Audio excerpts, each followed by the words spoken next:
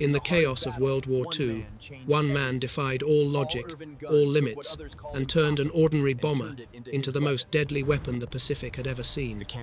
Paul Irvin Gunn, a man with no engineering degree, no formal training, and a family trapped in a Japanese internment camp, was told his ideas were impossible, but he didn't care.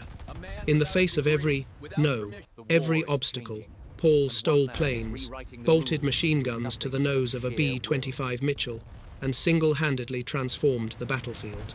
His daring creations turned the tide of war. But his fight wasn't just for victory, it was for his family's survival. This is the story of the madman who broke all the rules, changed history, and fought the impossible battle to bring his family home.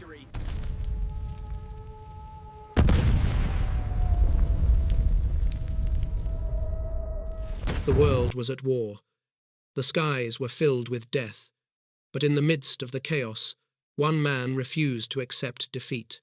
Paul Irvin Gunn, a man with no engineering degree, no formal training in aviation, and no military commission, was about to change everything. His family was trapped in the Philippines, held by the enemy. The Japanese had taken Manila. His wife and children were prisoners, and in his heart, something snapped. The generals told him it was impossible. Engineers said it couldn't be done. They laughed at his audacity. "You can't arm a B-25 with 850 caliber machine guns," they said. "It'll never fly." But Paul didn't care about their doubts. He didn't care about the rules or the logic. All he cared about was one thing: his family. With his family's fate hanging by a thread, Paul took matters into his own hands. Stealing planes from the Dutch, he transformed them into flying death machines. The B-25 Mitchell, once just a bomber, now had a nose filled with deadly firepower. The first test flight was a disaster. The plane almost didn't make it off the ground. The center of gravity was completely off. But Paul didn't give up. He moved the weapons back, adjusted the fuel tanks, and tried again. The second attempt, it worked. What followed was nothing short of extraordinary.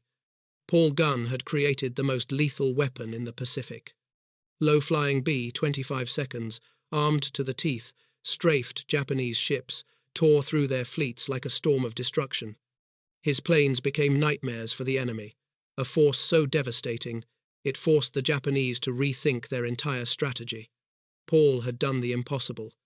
He had transformed a plane meant for peace into an instrument of war, and he had done it for love. Every mission, every bullet fired, every ship sunk, it was all for one reason: to free his family. But the war wasn't over, and neither was his fight. Paul Gunn had no intention of stopping. He was just getting started. The Pacific was a war zone of unrelenting violence, where the enemy seemed endless. But for Paul Irvin Gunn, the fight had become personal. Every mission, every attack, wasn't just about defeating the Japanese. It was about rescuing his family. His wife, Polly, and his 4 children were still imprisoned in the Stowe, Thomas internment camp in Manila. Each day that passed felt like 1,000 years. He had already defied the impossible once.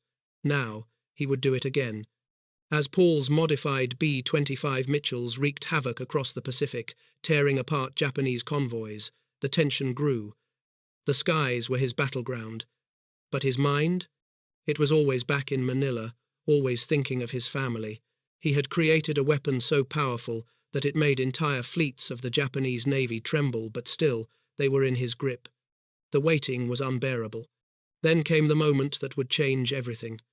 News came that a large Japanese convoy was headed toward the Philippines, packed with troops and vital supplies. It was the moment Paul had been waiting for, his chance to cripple the Japanese and shift the balance of power in the Pacific.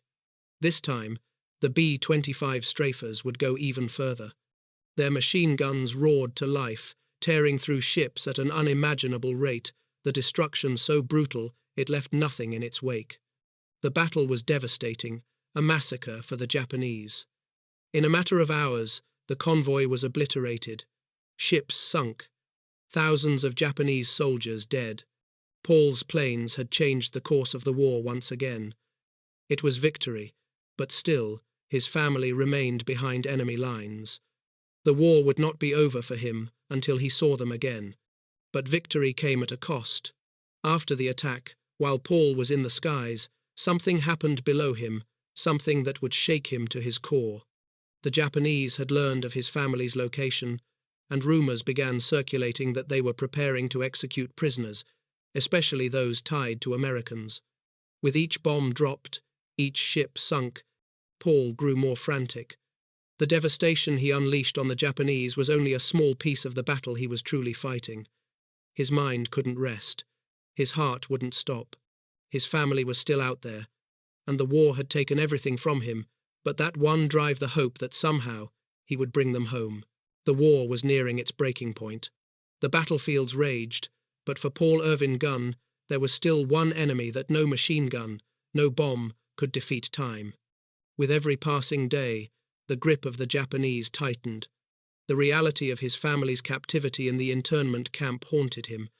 Manila was still in enemy hands, and despite his success in the skies, Paul couldn't shake the gnawing dread that his family's survival was growing more and more uncertain. Every air raid, every mission, every attack was a risk, a gamble. But one thing had become undeniable. Paul was determined to win the war and bring them home, no matter the cost. He couldn't wait for official orders. The military bureaucracy had always moved too slow for his tastes. So, Paul took matters into his own hands. Flying solo, without any formal clearance, he began his own personal rescue missions. It was a dangerous game, one wrong move, one slip-up, and he could be grounded, even court-martialed. But nothing was going to stop him. He snuck in and out of Japanese-held territories, flying low over enemy lines to rescue downed pilots and steal vital intelligence. Each mission, each flight, brought him one step closer to his ultimate goal, the rescue of his family. The days blurred together as the war raged on. Every mission had its consequences, but none were as devastating as the one that came in early 1943. Paul's modified B-25 seconds were wreaking havoc on the Japanese forces. The bombing runs were brutal, the strafing unrelenting. But one day, in the midst of an attack on a Japanese airfield, Paul's luck finally ran out. A Japanese Zero appeared out of nowhere, cutting through the sky with deadly precision. Gunfire tore through Paul's plane, riddling it with holes. The plane spun, the engines sputtering, and for a brief moment, Paul thought he might not make it out. This was it. This could be the end. But Paul wasn't ready to die, not while his family was still out there, not when he still had a war to win. With one last desperate push, he maneuvered the B-25 back into the sky, narrowly escaping the jaws of death. He managed to limp the plane back to friendly airspace, his heart pounding, his body drenched in sweat. The Japanese had missed killing him, but they hadn't killed his resolve. The war had taken so much from him, his peace, his stability, his family, but it had also made him stronger. The fear that had once gripped him was replaced by a steely determination. Paul Gunn was no longer just a pilot. He was a force of nature, unstoppable, unyielding. His fame grew as the modified B-25 strafers became the most feared weapon in the Pacific. The Japanese were reeling from the destruction. But even as the Allies gained ground, Paul's mind never strayed far from one thing: his family. The rumors of executions in the internment camp grew more chilling by the day. Reports came in of brutalities, of prisoners dying from starvation and disease. For every ship sunk, for every convoy destroyed, Paul's fight had only one purpose: left getting his family back. The Japanese had underestimated Paul Gunn. They'd seen him as just another aviator, another soldier who would eventually be swallowed up by the endless tide of war. But they were wrong. Paul was relentless. He wasn't just fighting the war, he was fighting for something far more precious. Every plane he brought down, every mission he completed, was a step closer to his ultimate goal: freedom for his family. The skies over the Pacific were no longer just a battleground for power. For Paul, they were the only path left to salvation. The B-25 strafers, armed with devastating firepower, had become his signature. Their presence alone sent ripples of fear through the Japanese forces. They had no idea who was piloting them, but it didn't matter. The damage they wrought was enough. But Paul's war wasn't just about destruction, it was about precision, about getting close enough to the enemy to strike them down before they even realized what had hit them. His next mission would be his most daring yet. The Allies had learned of a large Japanese convoy leaving the port at Rabaul, heading for New Guinea. The convoy carried thousands of troops, as well as critical supplies for the Japanese forces. This was the chance Paul had been waiting for. But this time, it wasn't just about bombing or strafing. Paul had a new idea: skip bombing. The technique was untested, reckless, and dangerous. But Paul didn't care. He wasn't one to follow conventional rules. He wasn't a man to wait for approval. His ingenuity had saved him time and time again, and he would rely on it once more. The B-25 seconds dove low, barely skimming the ocean's surface. The crew, tense and ready, prepared for the onslaught. Then, in a coordinated attack, the planes dropped their bombs and watched in awe as the bombs skipped across the water, hitting the hulls of Japanese transports with surgical precision. It was a sight to behold. The bombs tore through the ships like a hot knife through butter, sinking them one by one, leaving the sea littered with burning wreckage. The Bismarck Sea turned red. The battle lasted for hours, but by the end of it, the convoy was obliterated. 12 ships sank in a single day, the crew of each lost to the sea. Paul had done it. The mission was a resounding success. The Japanese could no longer reinforce their garrisons in New Guinea. Their supply lines were severed, their morale shattered, and it was all thanks to one man who had refused to accept what others said was impossible. As Paul's B-25 seconds returned from the battle, he couldn't shake the image of his family still trapped in that hellish internment camp.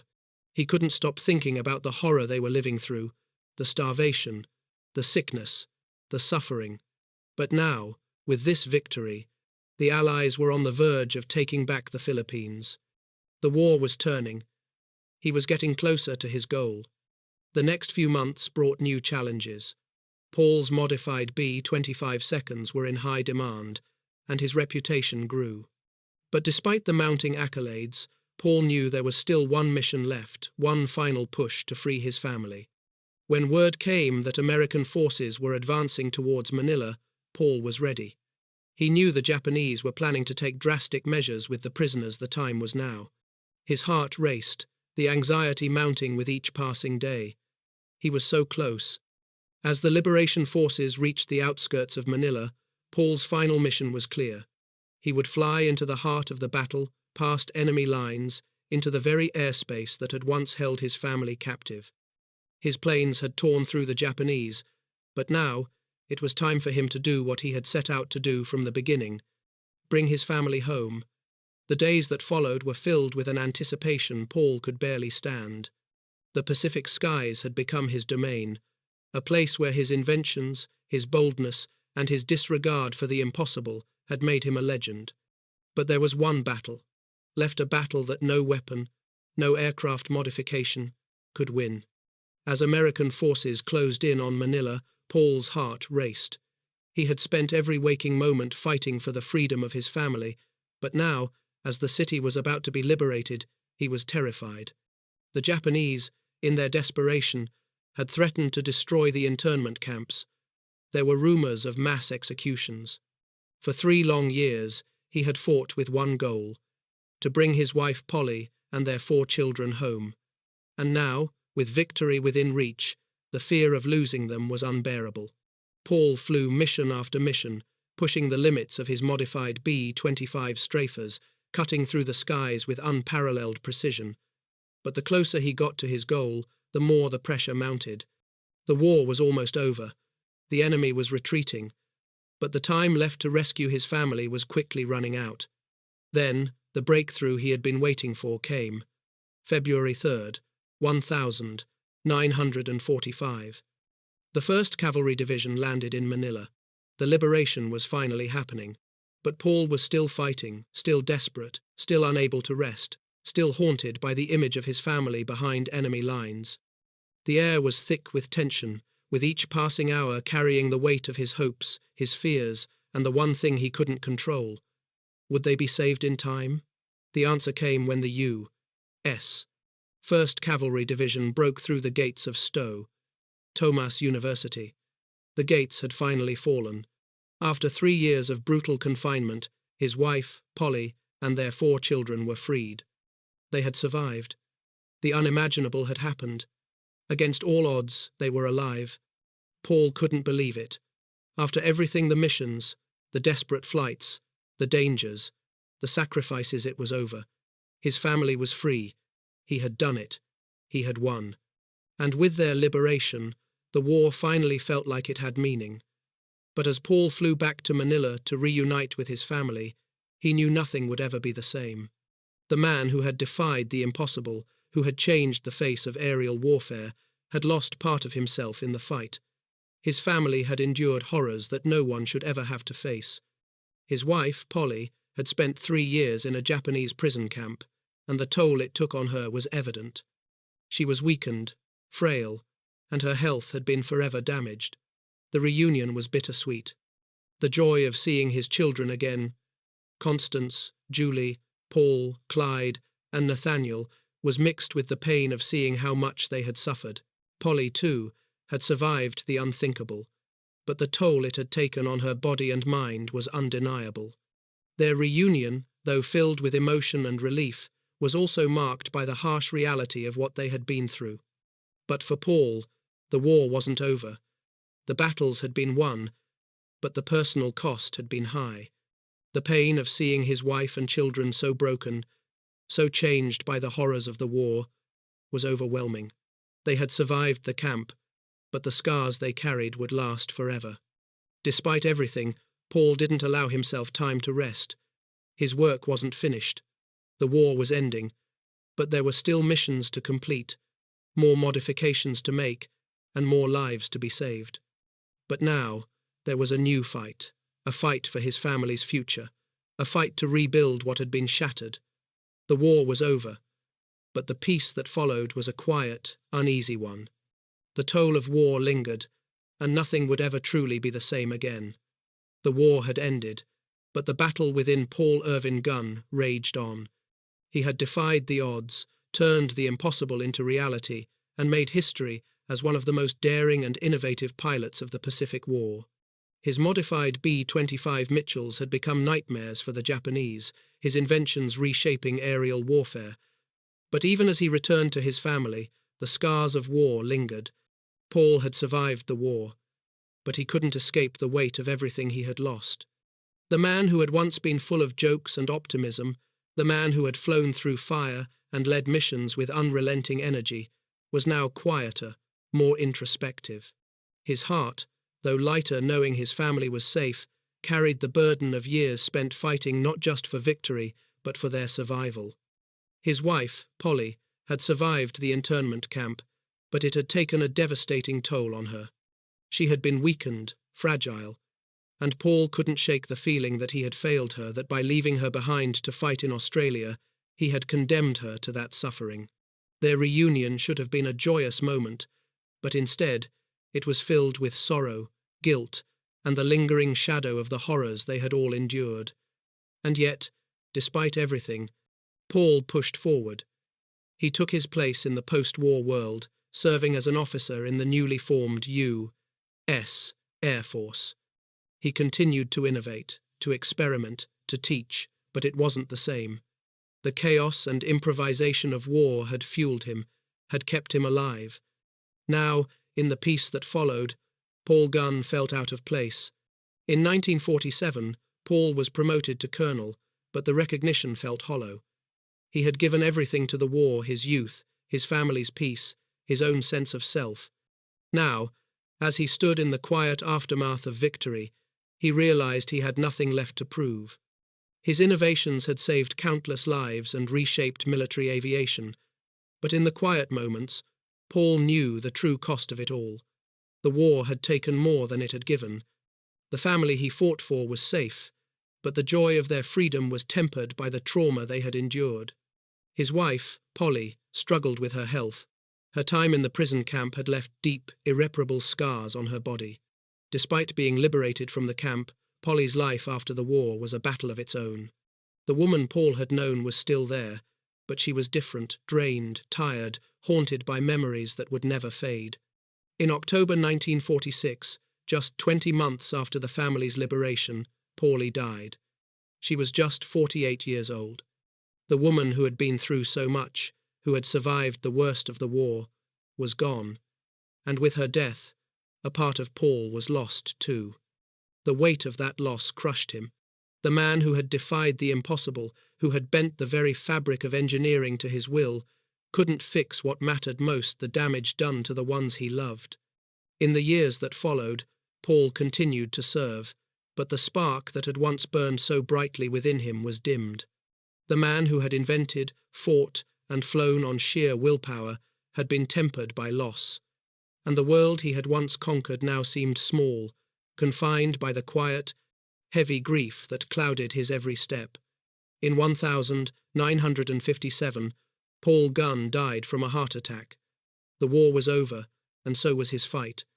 He was only 57 years old, his body worn down by years of strain, loss, and regret. His funeral was a quiet affair marked by full military honours and a letter of recognition from General George Kenney, who had relied on Paul's ingenuity to win the war in the Pacific. But Paul's legacy wasn't just in the planes he modified or the tactics he pioneered, it was in his spirit. A man who defied every obstacle, who proved that innovation didn't need a degree or permission, it needed courage, conviction, and the willingness to fail.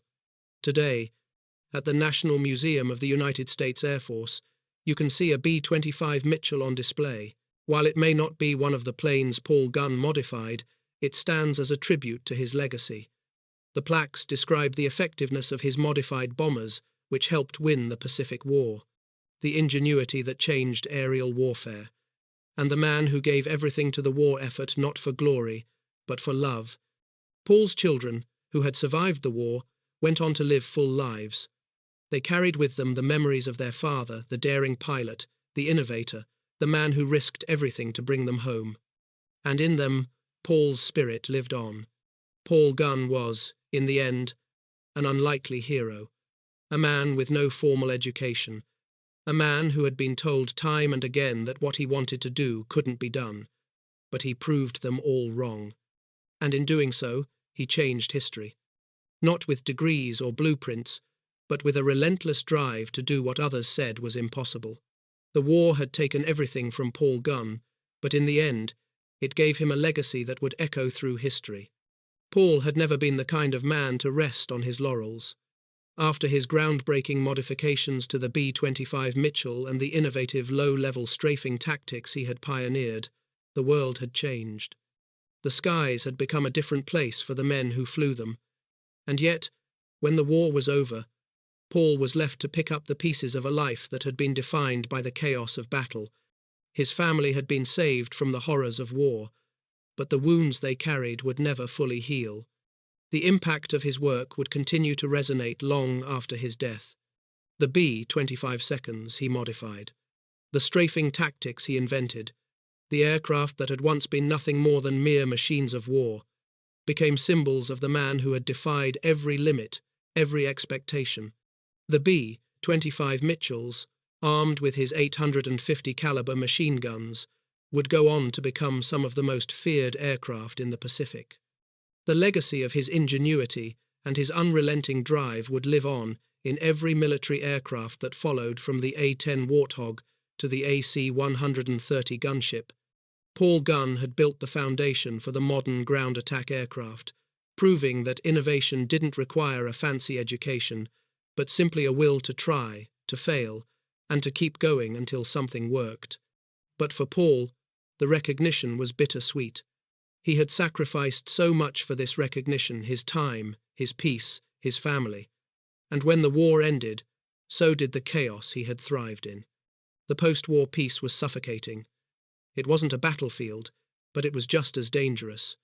Paul had no more enemies to fight, no more planes to modify. His family, once fractured by the war, was finally free, but the damage done to them was something no aircraft modification could fix. His wife, Polly, had barely survived the internment camp, her health shattered by years of deprivation. Their children had grown up in the shadow of war, their youth stolen by the cruelty of the Japanese occupation. In the years after the war, Paul struggled. His once indomitable spirit was now weighed down by grief. Polly, the woman who had survived the worst, died just 20 months after their reunion. At the time of her death, Paul was still serving in the newly formed U.S. Air Force, a colonel now. But the man who had once soared through the skies, full of ambition and daring, was now grounded. The loss of his wife, the mother of his children, took the fire from him. He was no longer the reckless aviator who had turned the tide of battle. He was a man broken by the wars that had taken everything from him.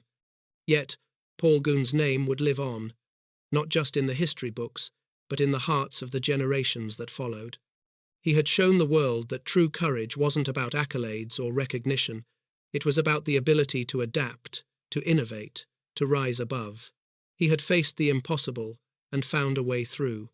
And that spirit would live on in his children, in the men and women who flew the planes he had helped create, and in the hearts of those who remembered him not as a hero, but as a man who fought for what mattered most, his family. Paul Gunn's final years were quiet, marked by the grief of his loss and the toll of a war that had changed him in ways that even he couldn't comprehend. He continued to serve, continued to work on aviation projects, but the man who had once led the charge in battle now found solace in the quiet moments. He had won the war, but lost so much along the way. On October 11th, 1957, Paul Irvin Gunn passed away from a heart attack. He was just 57 years old, too young, perhaps, for a man who had given so much of himself to the war effort. But in the end, Paul had done what many others could never have done. He had fought for freedom, for his family, and for a future that was no longer defined by the past. Today, a B-25 Mitchell stands in the National Museum of the United States Air Force in Dayton, Ohio, as a silent tribute to the man who had turned a dream into a weapon and a weapon into a symbol of victory. It's not just a plane, it's a legacy, and that legacy is carried forward, generation after generation, by the pilots who follow in Paul Gunn's footsteps. Paul Irvin Gunn may have left this world, but the impact of his actions will never fade. His story is not just the story of a man who modified planes. It's the story of a man who defied the impossible, who bent the laws of engineering and war, and who, above all, fought to bring his family home. The echoes of war fade with time, but some legacies never fade. They are etched into history, carried by those who lived through them and the generations who remember. For Paul Irvin Gunn, his legacy was built on more than just victory in battle. It was the story of a man who transcended the constraints of formal training and education, a man whose only weapons were his hands, his will, and his unwavering love for his family. When Paul died on October 11th, 1957, his passing wasn't marked by grand ceremonies or widespread attention. He wasn't the high-profile general, the decorated officer surrounded by generals and dignitaries. Instead, it was the passing of a quiet man who had once defied the very limits of possibility and had become the unsung architect of a new era in aviation warfare. Paul's achievements were immense. He turned a humble B-25 Mitchell into one of the deadliest bombers in the Pacific, armed it with 850 caliber machine guns, and proved that sheer ingenuity and perseverance could win wars. His work laid the foundation for the ground attack aircrafts of the future. The A-10 Warthog, the AC-130 gunship, and the A-26 Invader, these aircrafts, born of his spirit of improvisation and hands-on innovation, would go on to change the nature of modern warfare. But Paul's life was more than just the planes he built. His true legacy was in the lives he touched, from the pilots who flew his modified bombers to the technicians who worked under his direction and the soldiers who benefited from his quick thinking in the field.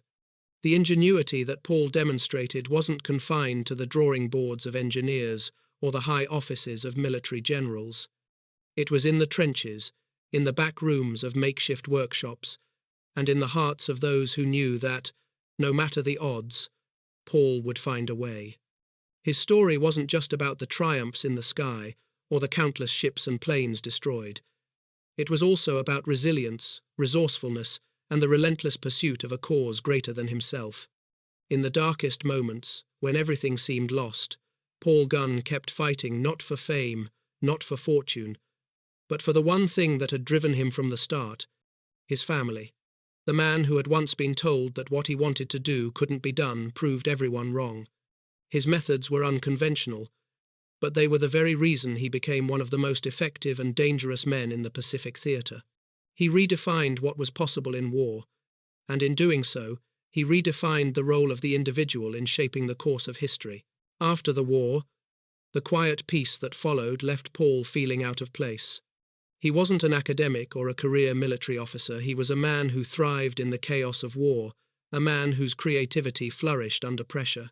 The transition to peacetime was difficult, but even in his quieter years, Paul's influence lingered. His innovations continued to serve as the backbone of military aviation, and his philosophy of improvisation would inspire future generations of engineers and aviators. In every modification made in the field, in every pilot who defied the odds, Paul's spirit endured. The National Museum of the United States Air Force in Dayton, Ohio, today houses a B-25 Mitchell, a symbol of Paul's genius. While it may not be the exact plane he modified, it stands as a tribute to everything Paul Gunn was, a man who built his legacy not on degrees or titles, but on an indomitable will. It is a reminder that sometimes the greatest inventions come not from academic theory, but from the hands of those who dare to dream and refuse to accept failure. And though he's gone, his name will live on. Every pilot who takes to the skies in a modified aircraft, every mechanic who innovates on the ground, every soldier who experiences the benefits of Paul's ingenuity, they carry a piece of Paul with them. The man who defied convention to make the impossible real has ensured that his legacy won't be forgotten. In the end, Paul Irvin Gunn wasn't just the man who transformed aviation during World War II. He was the man who reminded the world that even in the darkest times, creativity and courage can change everything. And so, with every mission flown, every ship sunk, and every victory earned, Paul Gunn's spirit lives on, a hero in the skies, a father in the heart,